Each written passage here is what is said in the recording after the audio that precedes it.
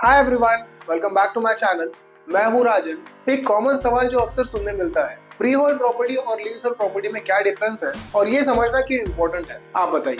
बिल्कुल, ये टॉपिक सभी बायर्स के लिए बहुत इंपॉर्टेंट है। सबसे पहला, फ्री होल्ड प्रॉपर्टी का मतलब होता है कि आप पूरे प्रॉपर्टी के मालिक होते हो, यानी लैंड बिल्डिंग दोनों आपके नाम पे होती है। प्रॉपर्टी पे पूरा अधिकार मिलता है बेचने का, ट्रांसफर करने का या रिनोवेट करने का, बिना किसी लिमिट के। तो इसका मतलब फुल ओनरशिप है, राइट? जी एग्जैक्टली। फ्री होल्ड में ओनरशिप कभी एक्सपायर नहीं होता। आप चाहे तो अपनी प्रॉपर्टी को जनरेशन तक रख सकते हो। ये सबसे सिक्योर और सबसे प्रेफर्ड ऑप्शन होता है, स्पेशली रेसिडेंशियल बायर्स के लिए। और लीज होल्ड प्रॉपर्टी क्या होती है? तो लीज होल्ड में आप प्रॉपर्टी के मालिक नहीं होते, बल्कि आप उसे लीज पे लेते हो किसी फिक्स पीरियड ऑफ टाइम के लिए, जैसे 30 साल, 60 ईयर्स या फिर 99 ईयर्स। ओनर असल में लैंड का मालिक होता है और आपको सिर्फ उस पीरियड के लिए यूज करने का अधिकार मिलता है। तो लीज होल्ड पे रिन्यूअल चाहिए होता है और फिर क्या फर्क पड़ता है? जी एग्जैक्टली। लीज पीरियड खत्म होने पर आपको लीज रिन्यू करनी होती है या प्रॉपर्टी वापस ओनर को देनी होती है। इसी वजह से लीज होल्ड प्रॉपर्टी की वैल्यू फ्री होल्ड जितनी नहीं होती और लोन मिलना भी थोड़ा मुश्किल हो जाता है। कुछ केसेस में बायर्स को ये ध्यान रखना चाहिए कि लीज टर्म कितनी है और फ्यूचर में क्या प्रॉब्लम हो सकती है। तो बेसिकली अगर कोई अपने फैमिली के लिए घर लेना चाहता है तो फ्री होल्ड का ऑप्शन ही बेस्ट है ना?